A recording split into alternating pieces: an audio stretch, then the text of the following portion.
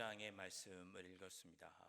이번 주 수요일과 다음 주 수요일에는 여호수아 9장, 10장을 함께 읽고 나누면서 기브온 지역과 그 주민들에 대한 이야기를 통해서 은혜를 함께 나누도록 하겠습니다. 지난주에 저희가 여호수아 8장 말씀을 우리가 한번 살펴봤죠. 이스라엘 백성들이 에발산과 그리심산에 올라서 거기서 하나님과 언약을 맺는 이야기가 여호수아 8장 30절 이하에 나옵니다. 이스라엘 백성들이 에발산과 또 그리심산에 올라서 그곳에서 이제는 앞으로 하나님의 뜻에 순종하면서 살겠습니다.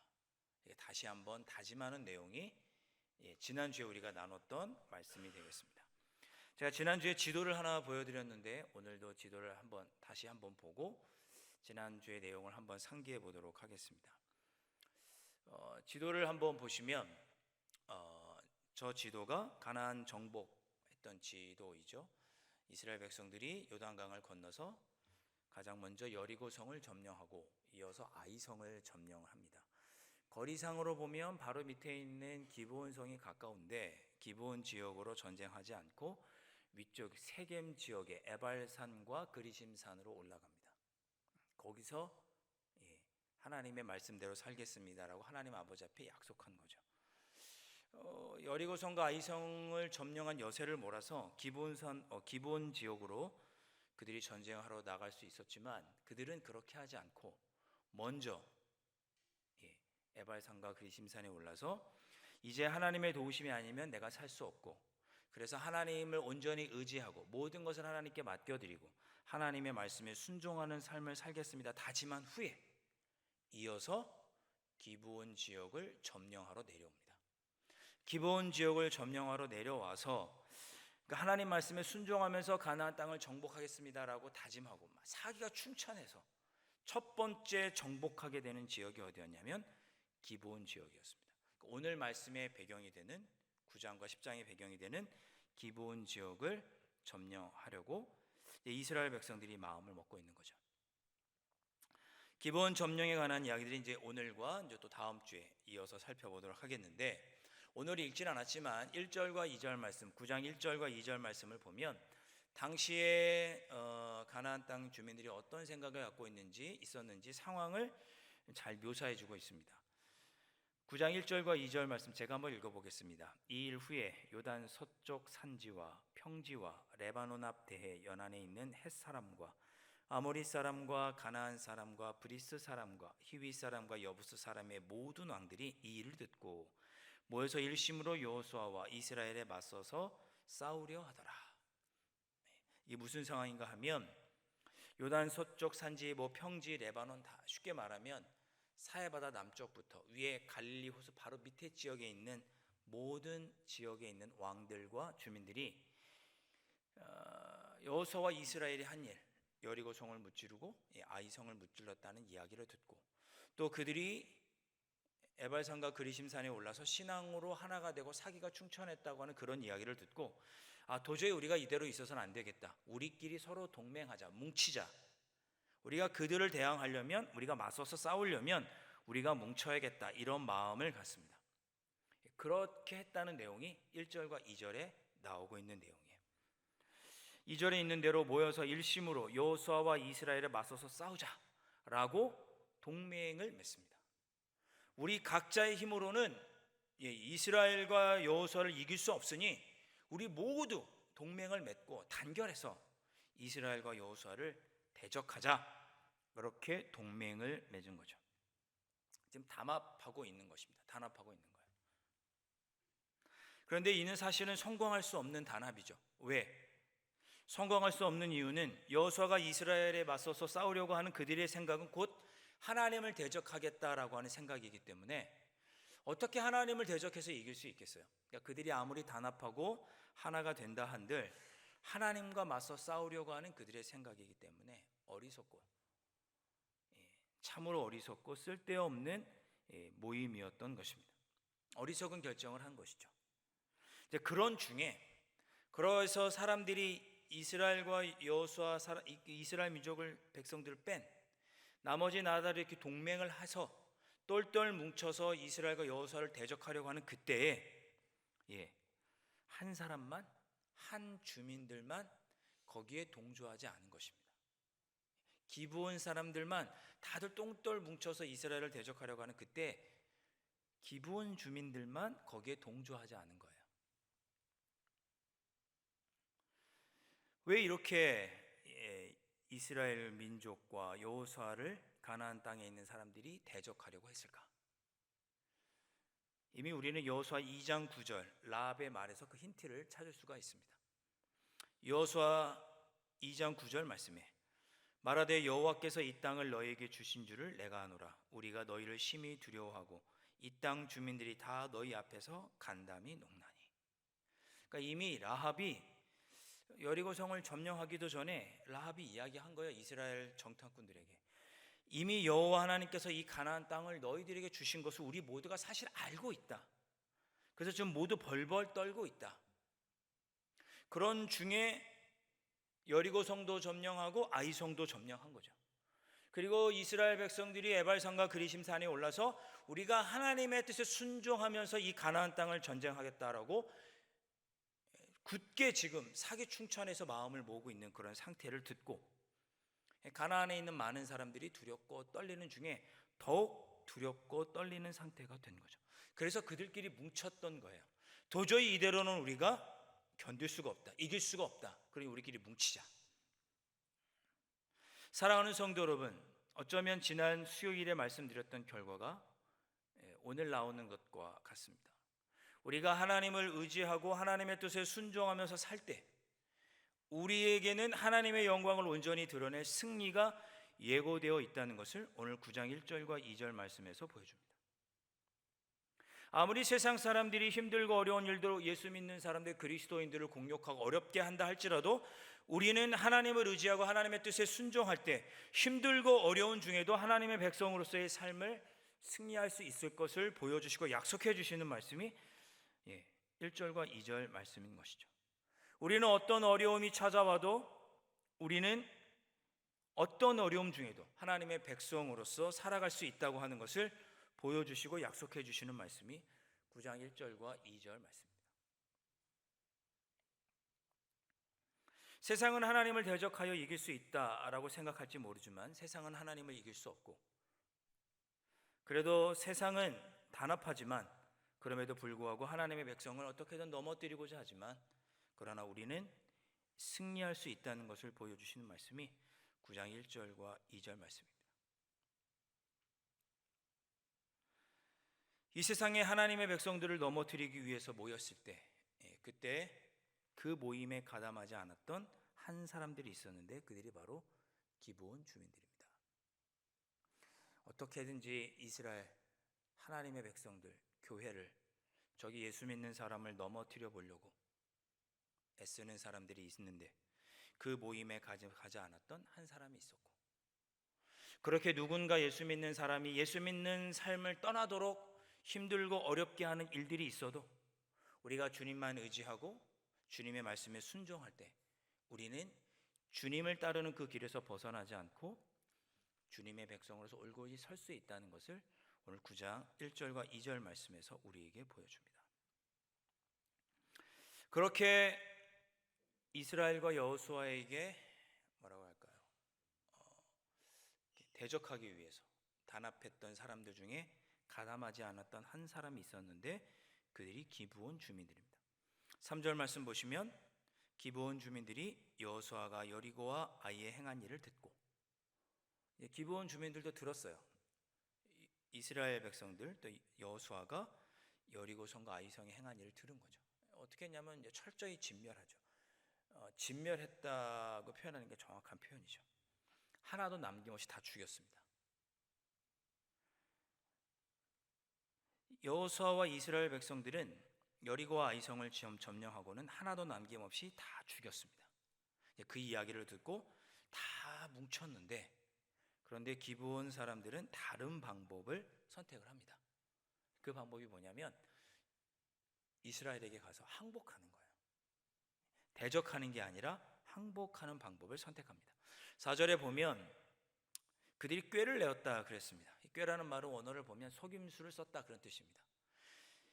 기브온 사람들이 우리가 아무리 생각해도 이스라엘과 여호수아를 대적해서 이길 방법이 없다. 그러니 우리 그들을 속여서 우리 그들과 동맹을 맺자. 그들에게 항복하고 조약을 맺자. 이런 선택을 한 거죠. 왜 그들이 그런 생각을 했었는지 오늘 읽진 않았지만 9장 24절에 다음과 같이 그들의 마음을 알려주고 있습니다.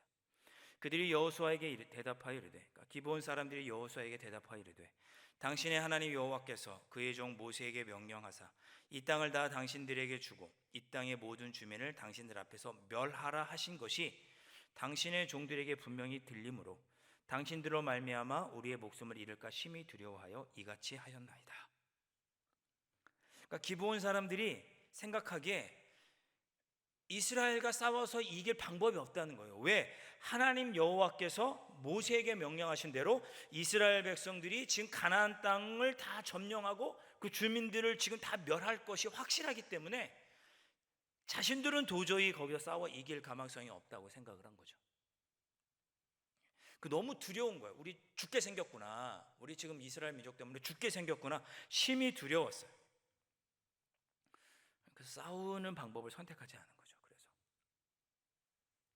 제가 지난주에 뭐라고 말씀드렸죠? 여호수아를 읽는 키워드 중에 세 가지를 말씀드렸습니다. 하나는 은혜고, 하나는 약속이 성취되는 은혜고, 두 번째는 악인들이었던 가나안 땅을 심판하는 심판이고, 그 심판하고 가나안 땅을 차지하도록 우리에게 주신 사명, 이 세 가지 관점으로 여호수아를 읽으면 딱 좋겠다, 그렇게 말씀을 드렸습니다. 하나님은 지금 가나안 땅을 심판하시려고 하는 거예요. 어떻게? 한 사람도 남김없이 다 죽이는 방법으로 심판하려고 하시는 거예요.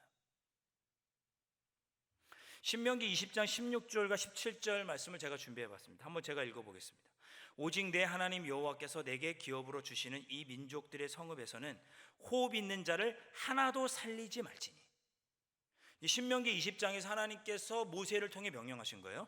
16절에 오직 내 하나님 여호와께서 내게 기업으로 주시는 이 민족들의 성읍 가나안 땅에서는 호흡 있는 자를 하나도 살리지 말지니 곧 헷 족속과 아모리 족속과 가나안 족속과 브리스 족속과 히위 족속과 여부스 족속을 내가 진멸하되 내 하나님 여호와께서 내게 명령하신 대로 하라. 그러니까 이스라엘 백성들이 이 명령을 그대로 따라서 가나안 땅에 들어가서 여리고 사람들도 다 죽이고 아이성을 점령하고도 거기 있는 사람 다 죽이고, 이 이야기를 지금 가나안 사람들이 들은 거예요. 기브온 사람들도 그 얘기를 들은 거예요. 그들이 지금 두려운 거예요. 이스라엘이 우리를 점령하면 우리는 정복당하고 다 죽겠구나. 두려웠던 거죠. 하나님의 심판이 두려웠습니다.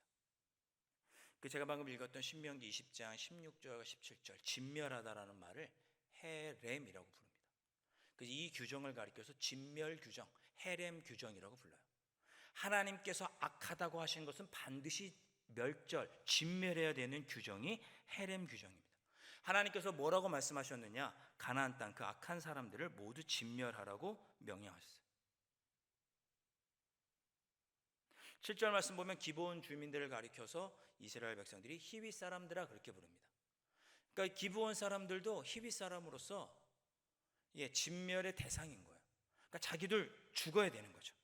7절 말씀 이스라엘 사람들이 히위 사람에게 이르되 너희가 우리 가운데에 거주하는 듯하니 우리가 어떻게 너희와 조약을 맺을 수 있으랴 하나.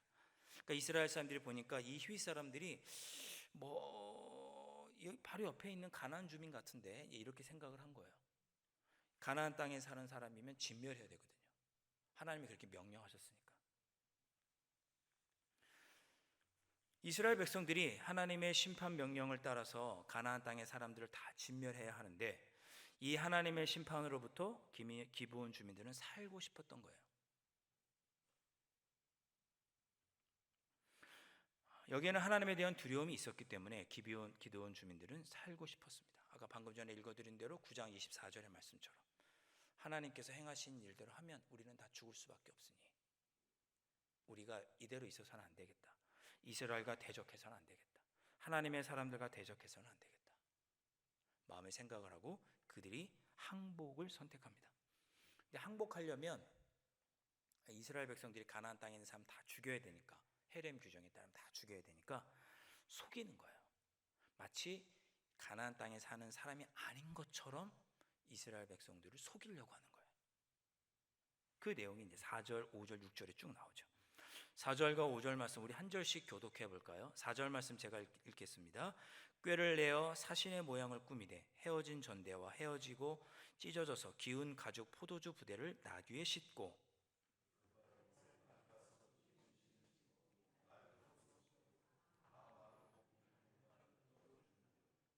이렇게 겉모습을 꾸민 거죠. 사신처럼 꾸민 거예요. 사신처럼. 6절에 보면 먼 나라에서 온 것처럼 보이기 위해서. 그러니까 먼 나라에서 온 사신처럼 보이기 위해서 옷도 허름한 옷 입고 막 찢어진 거 입고 막 기운 거 입고 심지어 뭐 신발도 낡은 거 입고 또 자기들이 갖고 왔던 양식 떡에는 막 곰팡이가 슬어 있고 그만큼 멀리서 왔다는 거죠. 그런 걸 일부러 속이기 위해서 그렇게 한 것이었습니다. 왜 이렇게 먼 곳에서 온 사람처럼 했느냐? 신명기 20장에 보면 하나님께서 뭐라고 이스라엘 백성들에게 명령하냐면 너희들이 다른 나라와 전쟁을 할 때 먼저 화평을 선포해라 그랬습니다. 먼저 화평을 선포해라. 특별히 너희들과 인접해 있는 나라 이스라엘 백성들과 가까이에 있는 사람들은 무조건 정벌 하되 먼 지역에 있는 사람들에게는 먼저 화평하자라고 제안을 해라. 그들이 받아들이면 서로 화평하게 지내고 그들이 받아들이지 않으면 그들도 진멸해라. 이렇게 하나님께서 명령을 합니다. 이스라엘 민족과 붙어있는 사람들을 반드시 진멸하고 멀리 있는 사람들은 진멸하지 말고 화평을 먼저 하라고 한 것은 이스라엘 민족 가까이에 있는 사람들과 지내다 보면 그들의 잘못된 신앙과 우상 숭배에 물들 수 있으니 이스라엘 민족과 가까이에 붙어있는 사람들은 다 진멸하고 가나안 땅 사람들은 다 진멸하고 너희들과 멀리 떨어져 있는 사람 별로 영향을 받지 않을 만한 사람들과는 화평하라. 그렇게 하나님께서 신명기 20장에 명령하세요. 그러니까 그 명령을 따라서 이거 기브온 사람들도 그걸 아는 거예요. 그래서 멀리 온 사람인 척한 거예요. 나는 가나안 땅에 사는 그 히위 족속이 아니고 저 멀리 여러분들과 아무런 상관이 없는 먼 곳에서 온 사람인 것처럼 하고 와서 조약을 체결하려고 하는 거예요. 우리 화평하게 지내자.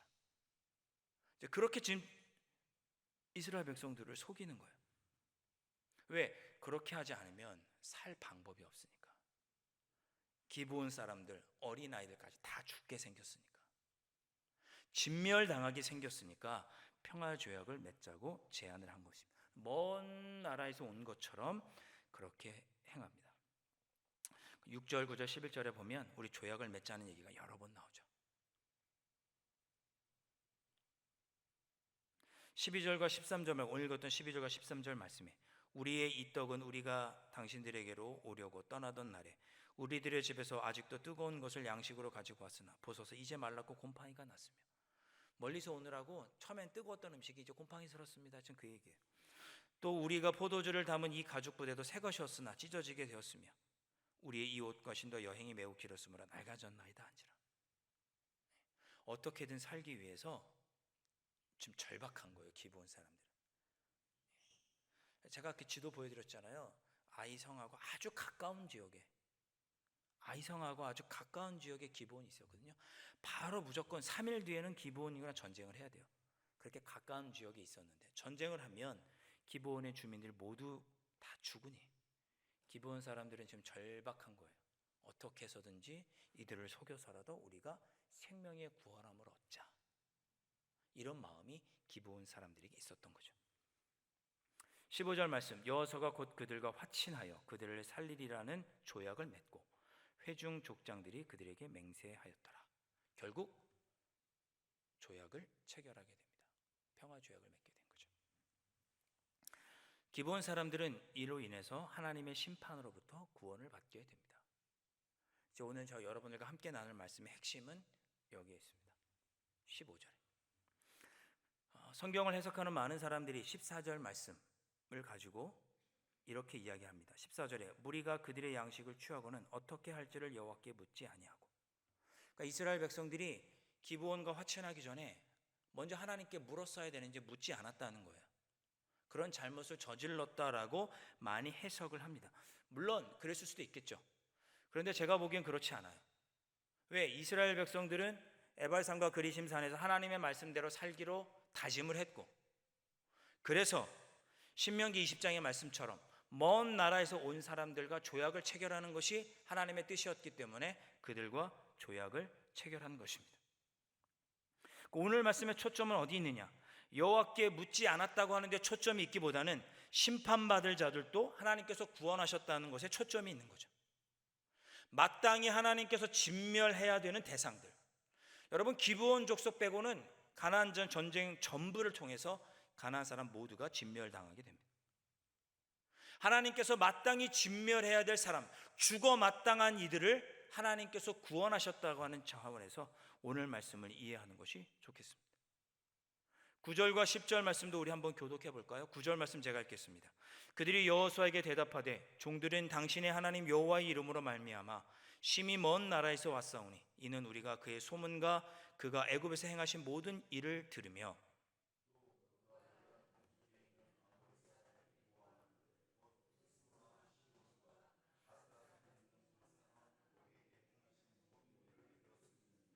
아멘. 이 말씀을 보시면 그들이 여호수아에게 대답하되 종들은 당신의 하나님 여호와 이름으로 말미암아. 그러니까 기브온 사람들도 알고 있는 거예요. 하나님 때문에 우리가 죽게 됐다. 하나님께서 행하신 일도 다 들었다고 그랬어요. 그의 소문, 하나님께서 행하신 소문도 들었어요.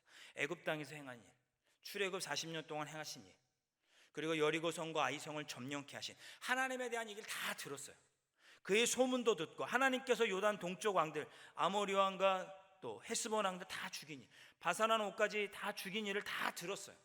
하나님이 얼마나 대단하시고 구원자이시고 전능자이시고 정사와 권세를 다스리시는 참 하나님이라는 이야기를 그들이 다 들었어요. 그 하나님을 대적해서는 우리가 살 수 없다는 것을 그들이 결론 내린 거예요. 그리고 그들이 삶의 모든 자존심과 그 모든 것들을 내려놓고 하나님께 나아가지 않고는 우리 모두가 죽겠구나 하는 절박한 심정을 가지고 그들이 이스라엘 백성에게 나아가 그들을 속이고 구원받기를 원했던 거죠. 하나님은 그 모습을 너그럽게 보아주신 거예요. 하나님은 그런 기브온 사람들을 나발하지 않으시고 기브온 사람들을 어떻게 대해야 할지 이스라엘 백성들에게 묻지 않은 것에 대해서 더 이상 이스라엘 백성들을 나무라지 않으시고 하나님을 두려워하고 하나님을 구원자로 모시고 하나님이 아니면 안 된다고 생각하는 그 기브온 사람들을 구원해 주신 거죠. 그것이 오늘 우리가 읽었던 9장과 10장의 앞으로 읽을 내용입니다. 10장에 넘어가면 어떻게 되죠? 기브온 사람들이 가나안 사람들과 똑같은 동맹을 맺지 않고 이스라엘 백성들에게 동맹했다는 이야기를 듣자 가나안 사람들이 기브온을 죽이려고 전쟁을 쳐들어옵니다. 그랬더니 어떻게 해요? 이스라엘 사람들이 가서 기브온 사람들을 위해서 대신 싸워주고 그들을 구원하죠. 제가 오늘 여러분들과 나누고 싶은 말씀은 그것입니다. 저와 여러분들이 기브온 사람과 똑같다는 거죠. 구원받을 수 없는 마땅히 죄인들인 우리들이 구원받았다고 생각을 하니 기브온 사람들의 처지와 우리의 처지가 다르지 않다는 거죠. 그것을 용서해 주신, 너그럽게 받아주신 하나님. 신앙생활하면서 여러분 그런 생각 들을 때 없으십니까? 여러분 신앙생활하면서 이런 생각 드실 때 없으세요? 신앙생활 잘하고 있는 것 같은데 뭔가 빠져있는 듯한 느낌 가질 때 없으십니까? 신앙생활 지금 잘하고 있다는 느낌이 드는데 뭔가 2%가 부족하다는 느낌, 신앙생활하면서 느끼신 적이 없습니까? 예전에 제가 부목사로 사역을 할 때 한 분 목사님이 저한테 안부를 묻기 위해서 전화를 하셨어요. 같이 이제 공부를 하던 목사님이셨는데 안양에 있는 교회 담임 목사님이셨습니다. 한 목사 잘 지내고 있어? 네, 목사님 잘 지내고 있습니다. 걱정해 주셔서 감사합니다. 목사님 잘 지내세요? 서로 이렇게 안부를 물었습니다. 힘든 일은 없나? 그래서 뭐 코로나지만 바쁘게 지내고 있고 또 나중에 나름대로 뭐 여러 가지 보람도 느끼고 기쁘게 사역하고 있습니다. 제가 그렇게 말씀드렸어요. 근데 그러면서 이렇게 얘기를 드렸어요. 열심히 사역하고 있고 보람도 있는데 무언가 2% 빠진 것 같습니다. 제가 그런 얘기를 농담처럼 건넸습니다. 신앙생활 열심히 잘하고 있고 사역도 잘하고 있고 보람도 있고 열심히 잘하고 있는 것 같은데 뭔가 2% 빠진 것 같습니다. 제가 이제 그런 얘기를 웃으면서 그렇게 슬쩍 약간 농담처럼 그 목사님에게 던졌어요. 그 목사님이 저한테 그러시더라고요. 한 목사, 은혜가 없어서 그래. 저한테 그러시더라고요. 한 목사, 은혜가 없어서 그래. 제가 이 이야기를 듣고 마음에 크게 경종을 울렸어요. 내가 기쁨으로 신앙하는 생활하는 것 같고 열심히 하고 있는 것 같고 열심히 하고 보람도 있는데 내가 2% 빠진 것 같은 그 신앙의 그 2%가 무엇이었을까? 나 같은 자를 구원해 주셨다고 하는 그 구원의 감격, 은혜가 아니었을까 생각해 본 거죠. 우리의 신앙의 근원이 어디일까? 내 신앙 생활하는 근원이 어디일까? 가만히 생각해 보니까 은혜로부터였어요. 우리 모두의 신앙의 근원이 어디입니까? 은혜가 아니겠습니까? 여러분 마음속에 은혜가, 주님의 은혜가 가득하실 수 있기를, 항상 여러분 마음속에 이 은혜가 가득하실 수 있기를 주님의 이름으로 축원드립니다. 뭐 죽다 살아난 은혜가 아니더라도 나 같은 죄인 살려주신 구원의 은혜, 우리도 이만큼 살게 해주신 주님의 은혜, 오늘 나와서 예배드릴 수 있도록 해주신 주님의 은혜, 오늘도 살아가도록, 힘들고 어렵지만 그래도 살아가도록 해주시는 주님의 은혜,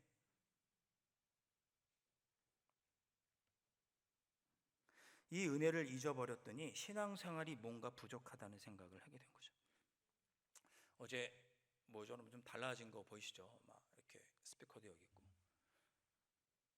어제 뭐 짐작하셨지만 물이 조금 들어왔습니다. 어제 물 빼느라고 조금 이렇게 많은 분들이 오셔서 물을 빼고 그랬어요. 많은 분들이 오셔서 또 비를 맞아가면서 또 땀을 뻘뻘 흘리시면서 다 내 안방을 닦으시는 것처럼 다 걸레로 닦으시고 이렇게 물을 다 정리를 했습니다. 그래서 정리를 하고 이제 말씀을 준비하면서 목양실에 앉아 있는데 그런 생각이 들었습니다. 아, 그래, 이것도 은혜구나.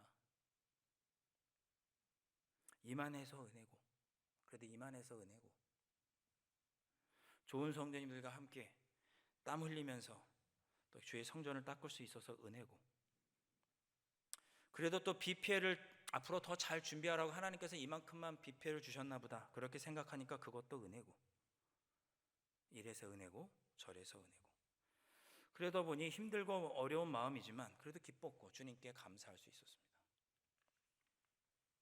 우리가 신앙생활하면서 방심하게 되는 것이 무엇일까? 열심히 신앙생활하고 있고 많이 봉사하고 있는 것 같고 잘 신앙생활하고 있는 것 같은데 우리가 주님 아버지 앞에서 방심하게 되는 것은 무엇일까? 그것은 우리가 이 은혜를 잊어버릴 때, 우리 안에 마음에 은혜가 없을 때 우리의 신앙은 방심하게 되고 부패하게 되는 것이 아닐까 생각을 해봤습니다. 삶이 평탄하고 신앙생활을 편하게 할 수 있어서, 그래서 이만큼 지내니 불편함이 없어서, 그래서 혹 은혜를 잊어버린 것은 아닌지. 현대인들은 은혜를 적당히 받으려고 한다고 하죠. 내 삶이 뒤집어질 만큼 은혜를 받지 않기를 바란다고 합니다. 왜? 너무 큰 은혜를 받아서 갑자기 삶을 다 내버리고 선교사를 나가면 어떡해요? 적당히 은혜 받고 싶은 거죠. 적당히. 내 삶의 터전이 흔들리지 않을 만큼만 은혜 받기를 원한다. 어느 목사님이 그렇게 이야기를 하시더라고요. 기본 주민들의 마음속에는 하나님이 아니면 살 수 없다는 절박함이 있었습니다. 하나님이 아니면 우리가 살아갈 방법이 도저히 없다는 절박함, 그 절박함이 그들로 하여금 이스라엘 백성들을 속이고 어떻게든지 구원을 받기 원하는 그런 모습을 갖게 만들었던 거죠. 가나안 사람들이 진멸되는 중에도 하나님은 그러한 기브온 사람들을 보면서 그들을 구원해 주셨습니다. 우리가 은혜를 잊어버리면 우리는 껍데기만 남습니다. 바리새인이 됩니다. 우리는 좋은 말, 은혜로운 말을 하기보다 바리새인과 같이 바른 말을 하게 되고 정죄하게 됩니다. 은혜가 없으면. 죄 없는 자가 돌로 치라 했는데 우리가 죄인인데 누구를 정죄하고 누구를 가르쳐요? 은혜가 없으니까 바리새인이 되는 거죠. 기브온 주민들은 바리새인이 아니었던 거예요. 하나님의 은혜가 아니면, 하나님이 구원해 주지 않으시면 내가 살 수 없다고는 절박함이 있었던 거죠. 오늘 우리의 신앙이 하나님 아버지 앞에서 더 든든하고 더 기쁘고 감사한 모습으로 서기 위해서, 마저 부족한 2%를 채우기 위해서 우리에게 무엇이 필요한가? 나 같은 죄인 살려주시고 그래도 여기까지 있게 해주시고 이곳 강남제일교회에서 예배드리게 하시고 여기서 은혜 받게 하시는 그 하나님의 은혜, 그 은혜에 대한 감사가 없으면 우리의 신앙생활은 방심하게 되고 바리새인이 될 수 있습니다.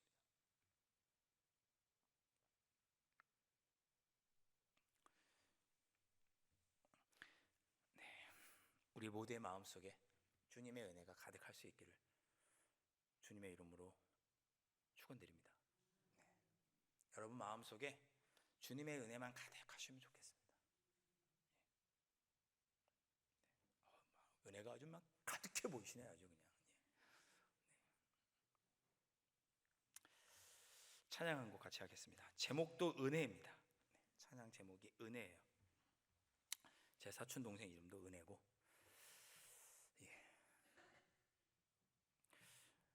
이 찬양 아시는 분도 있고 잘 모르시는 분도 있겠지만 우리 천천히 한번 배워보는 마음으로 또 가사를 묵상하면서 우리 한번 모든 것이 주님의 은혜입니다 고백하는 마음으로 우리 함께 찬양했으면 합니다.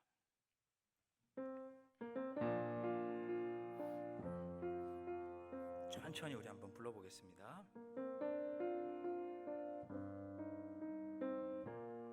내가 누려왔던 모든 것들이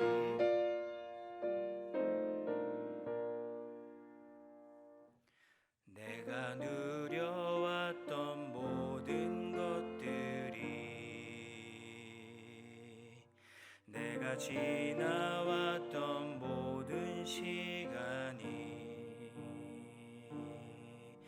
내가 걸어왔던 모든 순간이 당연한 것 아니라 은혜였소. 아침 해가 뜨고 저녁에 노을 봄의 꽃향기와 가을의 열매 변하는 계절의 모든 순간이 당연한 것 아니라 은혜였소. 모든 것이 은혜 은혜 은혜 한없는 은혜 내 삶에 당연한 것 하나도 없었던 것을 모든 것이 은혜였소. 우리 1절로 다시 한번 찬양해 보겠습니다. 내가 누려왔던 모든 것들이 내가 지나왔던 모든 시간이 내가 걸어왔던 모든 순간이 당연한 것 아니라 아침 해가 뜨고 저녁에 노을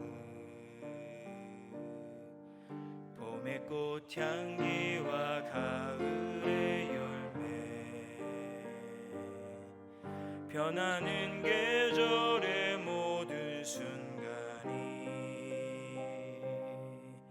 당연한 것 아니라 은혜였소. 모든 것이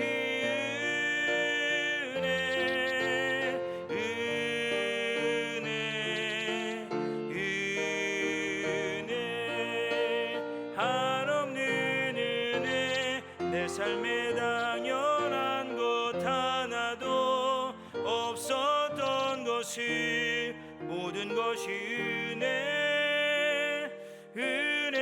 은혜였소. 2절입니다. 내가 이 땅에 태어나 사는 것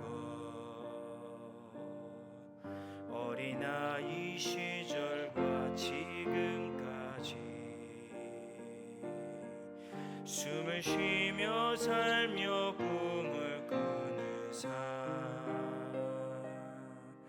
당연한 것 아니라 은혜였소. 내가 하나님의 자녀로 살며 오늘 찬양하고 예배하는 삶, 복음을 전할 수 있는 축복이 당연한 것 아니라 은혜여서 모든 것이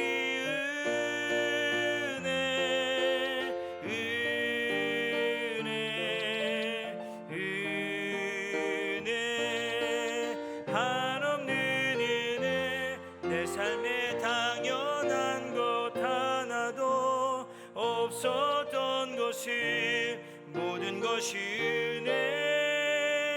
은혜여 모든 것이 은혜 모든 것이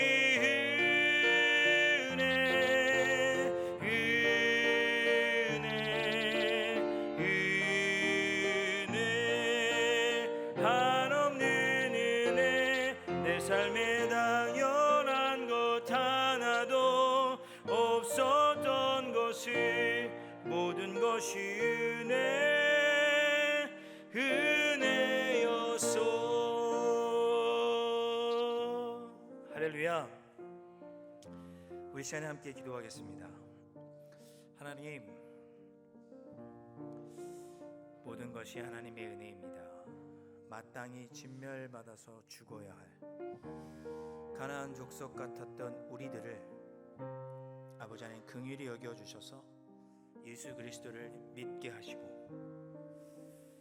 구원하여 주신 그 은혜, 하나님의 자녀 삼아 주셔서 힘들고 어려운 중에도 여기까지 살아올 수 있도록 인도하여 주신 은혜, 너무나 귀한 교회 허락하여 주시고 이것에서 기쁨으로 신앙생활 할 수 있도록 해주신 은혜, 저희들 이 은혜를 잊어버린 자들 되지 않도록 성령 하나님께서 저희들의 마음을 붙잡아 주시고 늘 이 은혜가 우리의 마음에 충만하여서 은혜 가운데 살아가는, 그래서 기쁨으로 살아가고 감사로 살아가는 저희들 될 수 있도록 하나님 인도하여 주십시오. 우리 시간 주님 늘 은혜에 감사하며 살아가게 하여 주십시오. 나의 모든 것이 하나님의 은혜임을 고백합니다. 잃어버린 은혜를 회복하게 하여 주십시오라고 기도하실 수 있기를 바랍니다.